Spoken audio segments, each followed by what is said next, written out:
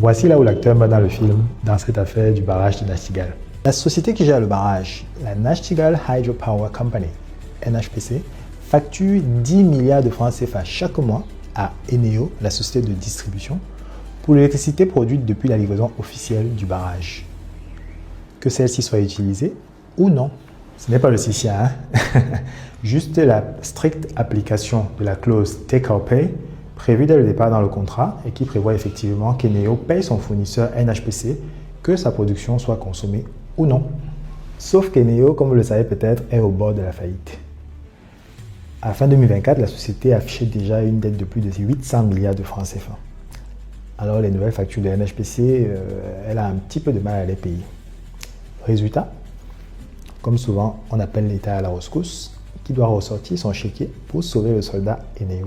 Le ministère des Finances négocie en ce moment une nouvelle ligne de crédit de 100 milliards de francs CFA pour pouvoir payer les factures de NHPC à la place d'Eneo. Oui, vous avez bien compris.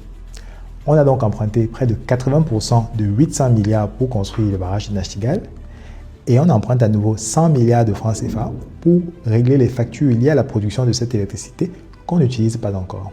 Donc, malgré un financement avec des acteurs internationaux de premier plan qui réunit EDF avec 40% du capital de NHPC, la SFI, filiale de la Banque mondiale, 20% du capital de NHPC, l'État camerounais, 15% du capital et d'autres partenaires internationaux, personne n'a vu venir l'absurdité de cette situation. Qu'en est-il de nos députés qui sont censés contrôler les investissements de notre État? Sont-ils au courant de la situation? Le barrage de Nachtigal est une preuve de plus que le Cameroun n'a pas de problème d'argent pour son développement. Le véritable problème, c'est la mauvaise gouvernance de nos dirigeants. Et vous, qu'est-ce que vous en pensez?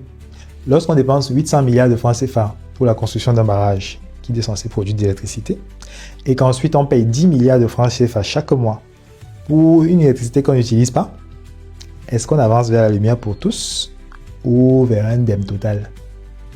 Dites-moi tout en commentaire. Politique de Minyangi, politique dans good sense.